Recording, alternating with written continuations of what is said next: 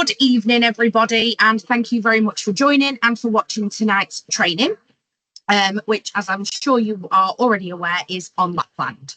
So I've decided to go ahead and dig a little bit more into Lapland this week for a couple of reasons. It ties in very nicely with some of the trainings that we've had over the last few weeks. Not in the guidebooks, they have a very popular Lapland programme. Exotica, they do a really nice Lapland tour, really family friendly. TUI have got quite a big programme for Lapland. They do quite a few different areas, quite a few different resorts, and a little bit of a unique sort of package. And of course, we did the skiing training as well last week. And as much as we think of Christmas and family and what have you, when it comes to Lapland, it's not always the case, and people do just go for skiing and things as well. On top of that, midway through the year, perfect time to getting it out on the socials, to be advertising it as people are coming back off their summer holidays and they've had a lovely time with family and they've made memories, they come back with the blues, you know, a bit of holiday blues. You slap that in their face all over your socials and it will instantly get them thinking. So it's a really, really good time to start looking into that as well. So what I'm going to do is I'm going to go straight off and share my screen, and I've done a little bit of a presentation on Lapland. And then we're just going to go into, after I finish the presentation, a couple of websites, TUI and I think I've got not in the guidebooks, maybe Exotica up, just to give you a little bit of an idea of what they actually do, just in case you don't already know. So, overview of Lapland. So, renowned for its vast wilderness, Lapland is known to be a haven of outdoor activities and unique wildlife. Although some instantly think of children and family, there is a lot more to Lapland to explore. With regards to its location, situated within the Arctic Circle, it's the, apologies, I've just realised I have not proofread that bit. Northernmost is what that's supposed to say. Northernmost region of Finland borders countries including Sweden, Norway, Russia. Really, really known for its outstanding scenery, the mountains, the tundras, all that kind of thing. And then the historical significance, just because I tend to do this when we're doing presentations. So it's got a rich history shaped by indigenous cultures, most famously the Sami people who have thrived in the region for thousands of years. And it's also where a lot of the heritage, a lot of the traditions come from as well. So from a cultural aspect, so it's exactly, Lapland is known to be influenced by this heritage. So the traditional music, the handicrafts, the reindeer herding, the festivals, they all sort of have come about from the Sami indigenous people. And then over to the natural wonders. So, of course, we can't really mention Lapland or Finland, however you want to look at it, without mentioning the Northern Lights, also known scientifically as the Aurora Borealis. So it's a natural light display prevalent in Lapland, although over the last, 6-8 months, they seem to have really been knocking about round here, even to the south of the country. I haven't been to Lapland, so I can't comment, but I have done Iceland, which is, of course, also known for it. And for anybody who was lucky enough to see the Northern Lights in this country, you can kind of times it by 15, 20, 25. The colours, the brightness is just absolutely unbelievable. And as I've put there, stunning colours that dance across the night sky. Usually it's known to be greens, but the purples, the reds, the oranges, they are much more likely to pop out in these kind of areas as well. And then the unique species that Lapland is known for, reindeer, Arctic foxes, various bird species. Now, I did have a look at the different types of birds. Some of them I couldn't pronounce, which is exactly why you will not find them in this presentation. But if you do have anybody who is into the wildlife and things like that, something different for them. you know, on bird watching holidays and what have you. It's not necessarily something you would think of. It's certainly not an area you would necessarily think of. But as I say, if you were to do a quick Google search, you would see that that would definitely tempt some people into going for that specific reason. And the landscapes and the geography. So the tundras are hugely known out there. For anybody who doesn't know what that is, it's like a really big sort of icy whole area. The forests, the fjords, the diverse landscapes offer striking contrast. You've got the snowy mountains, you've got the huge lakes. Again, I don't know if anybody ever saw it, but Gino, Fred, and who was it? Gordon, that's the one. Gordon Ramsay, Gino DeCampo, and Fred, whatever he's called. They do a program, and they did one on Lapland. And while they were there, they obviously did all the sort of standard things that you would expect. But they also did a lot of like lake swimming and stuff as well. So there's a lot more to it than what you would sort of think at first glance, which would, I'm sure, be Father Christmas and family times. So Lapland experiences a subarctic climate, which is characterized by long cold winters and short mild summers. Seasonal changes also reveal a distinct natural beauty. So obviously you've got the winter wonderland, and then you've got a very sort of green summer. Again, you can go during the summer. Obviously, it's a completely different experience. It's a completely different type of holiday, but it is something that you can do. It's not just for that sort of run up to Christmas season. And then over to activities and attractions. I could have spent hours on this. I've really just touched on it on the popular ones. So your Husky Safari is, I've put there, a quintessential experience when you're in Lapland. You can drive your own sled, should you wish to. You don't have to. But obviously the Huskies are born, bred, raised for this kind of terrain and for this kind of landscape.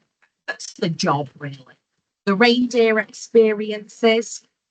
Now, again, this has been brought forward from way back when, but tourists can interact with the reindeers. They can learn about the significance. You can participate in the activities such as the sleigh rides and what have you. May not be wise saying this out loud to certain clients, but reindeer is eaten a lot as well in Lapland. So obviously, if you've got a 4 or 5-year-old child that's listening to where they're going, probably don't mention that out loud. And I suppose depending on the kind of person you are will be decisive of whether or not you try it. I personally am in the not for me bracket. And then skiing and snowboarding. So as I say, you instantly think of the holiday side of it, but it's actually got quite a lot of different ski resorts for all different levels as well. Now, in the way of something different, actually going skiing in Lapland would be something that you don't necessarily hear of year in, year out. You know, a lot of people go to France very often to go skiing. They might go to Italy often, Andorra, places like that. You don't tend to hear a lot of people go into Lapland. And I just think personally, it's not advertised enough as a ski holiday as well. But it is very popular for pretty much all levels of ski and snowboarders as well. And then I've popped the cultural tours in here. You don't really hear of them. They certainly don't come as like standard with the package and what have you. But if somebody wants something different, this is sort of the way to look. So you do a bit of storytelling, you go down the route of the traditional music that we were talking about earlier, the crafts, and gaining a deeper understanding of the cultural heritage of the area. So it doesn't all have to be Christmassy, family, snowy fun and games. There is different experiences as well. which is why I just popped that one in there. And then just a little bit of practical information. So the best time to visit, obviously, as I've been saying, completely depends on what you're going for. But for your winter side of things, Northern Lights, your Santa experiences, your winter sports, December to March is the best time to go. You do tend to find, if you are doing a family Christmas Lapland, let's go and visit Santa kind of thing, it's maybe the very, very end of November through to sort of the beginning-ish of January. And that is, of course, then when Santa goes and retires for the rest of the year before he needs to start up again. And then summer heights, June to August is your perfect timing. So really, they've not mentioned, April and May isn't really mentioned. It's that funny period in between, just as it is for us over here. And then September through to sort of November-ish. And again, a funny time for us over here. So they're your absolute best times. But obviously, what you don't have to worry about with somewhere like Lapland is, let's say, like hurricane season or something like you find in the Caribbean. So, you know, going out of those times isn't going to be a problem. It may not be, for example, just the absolute best time to see the Northern Lights or something like that. And then with regards to getting there, so we do Rovaniemi, Katila, Kusamo, and Avalo. They're the 4 main airports that we are able to book. And to be honest with you, the 4 main airports within Lapland anyway. You know, if people are wanting to explore a bit more, they do have a pretty decent train system from what I could see. And obviously you've got your regular buses and taxis and things like that. I'll say there, road trips can be really memorable, certainly from a scenery point of view. But obviously you would just need to ensure that your client was comfortable with that kind of thing. Accommodation options, you name it really, and they've got it. So you've got your small Bs, you've got your right the way up to your sort of big 4 or 5 star hotels. Then you've got your lodges. You can actually stay in igloos. You've got your glass roof cabins, as well as like your chalets and things like that as well. And then currently we've got Lapland available to book with TUI, Gold Medal, Crystal, of course, the ski side of things, not in the guidebooks, and Exotica. And as you can see, I've then thought, let's take a look at a couple of different options that are available. So I've just done a very, very simple search here to Lapland with TUI. I'm not logged into the agent site, but as we know, it's pretty much 100% the same. So just to go into any which one, it really doesn't matter. So if I just go down slightly, obviously we know it gives you an overview of the area and maybe of the hotel. But if you just go down past your room types, you then also have your itinerary. So I'm going to go into a couple of these just so that you can see. So this one, let's have a look. So once you fly in, the other thing to note as well with TUI, I can't really speak for any other airlines because this is the only one I know for certain. So I'm not saying that other airlines that fly don't do the same thing. Obviously, this is just one that I know of personally. But they actually will make their flights very Christmas themed as well. So the meals that you get on board are sort of Christmas dinner style meals. I don't know if they still do it, but the cabin crew also used to you know, sort of dress up a little bit, if that's the right way to put it. On your way down, landing into Lapland, the pilot would come on and he would make out as though Santa was just getting a little bit of a lift on one of the wings. They did activity packs on board, and then once you arrive, the reps were actually not called reps, they were elves. So I'm hoping that none of that has changed because it really sort of starts things off so good. certainly obviously for the little ones as well. So this one here, when you touch down, you'll hop on your transfer, you'll pick up your thermal clothes. So all the TUI packages do include your thermals. So the best advice I ever got actually for Iceland, just to compare slightly, was not to go ahead and go for your big, thick, over the top jumpers and things like that, but more build up your thin layers. And from what I've heard, Lapland is the same. They advise you to build up your thin layers rather than go all out, you know, with sort of cushions stuck up your jumpers and things like that. And then, of course, you've got your thermals on top. So with this one, you get on your transfer, you pick up your thermals on your way to the hotel, and then the rest of the day is yours to go and find your bearings, do what you want to do. And then the next day is obviously your full first day. So what you'll get here is a husky ride and a reindeer ride. So just to let you know, they are taster sessions. So the taster sessions tend to be around 20-30 minutes. And afterwards, a snowmobiling ride. Again, they're classed as a taster session.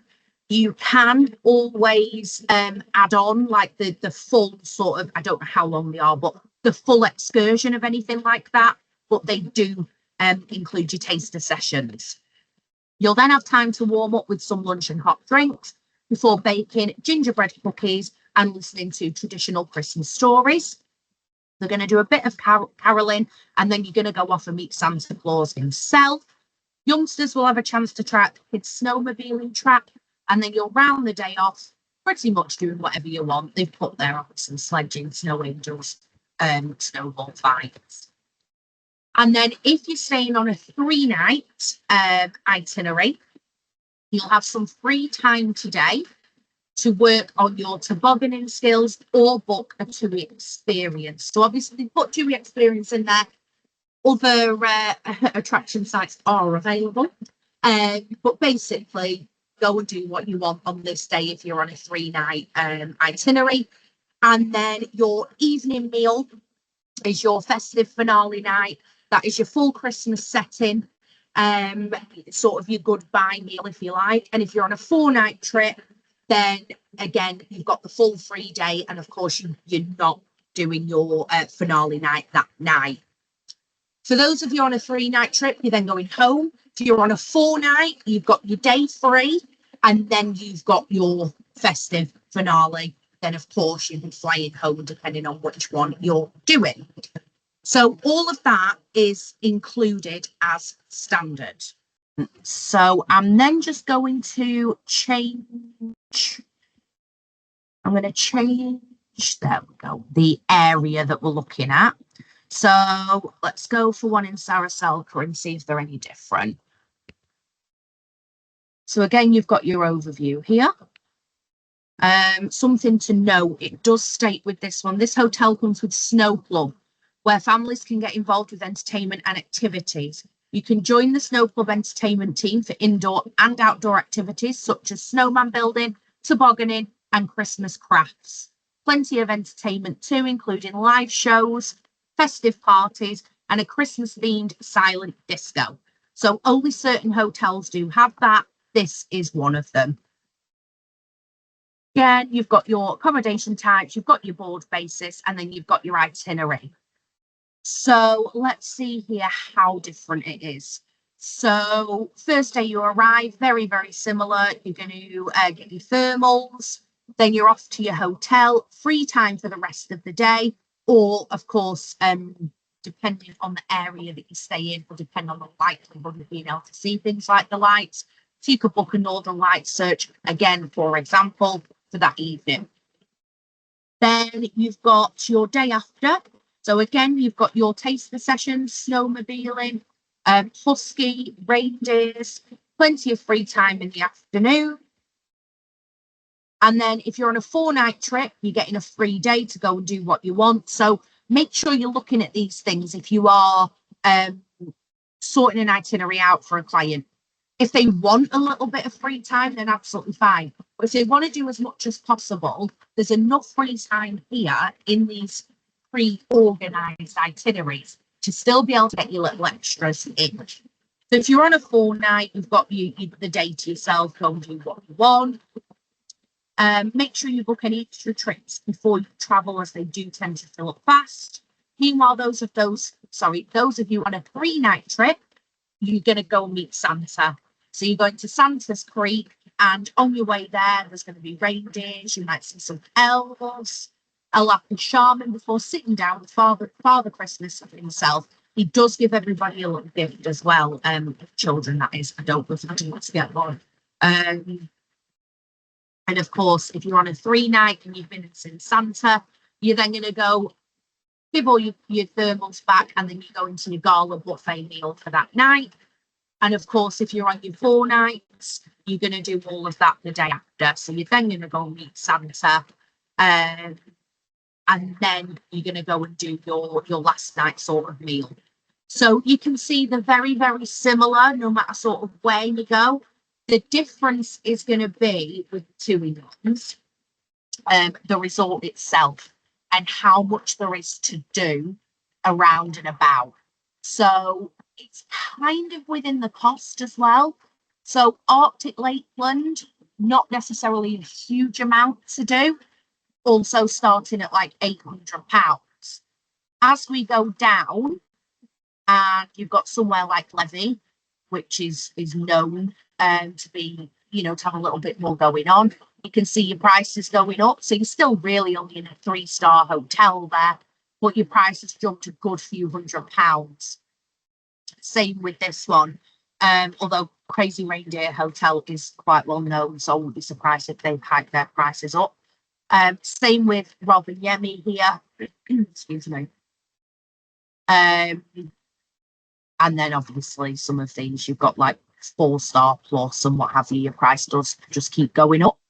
The other thing to note with TUI, a lot of their rooms, although not necessarily as standard, this one here just so happened to be as standard. A lot of the rooms will have private saunas, which I just think as a selling point is a really nice selling point. To have a superior apartment with a private sauna within the room is absolutely lovely when temperatures can realistically go to -30. While I'm thinking of that, just something else to note is that although there is no restriction, they don't advise taking children under the age of 4, just if the temperatures do obviously drop to the -30s, which does happen and can happen. It's not completely unheard of. Then obviously little tiny tots aren't really equipped for that. So there is no restriction on it. It's just sort of not advised, really. The next one I have brought up here was Exotica. Now, they only really do the one trip. It's a 5-day trip. I actually do not think it's a bad price at all. Let's just go into it.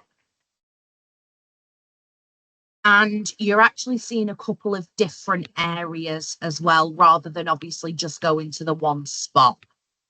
So your itinerary is down there. They're using 3+/4-star accommodation.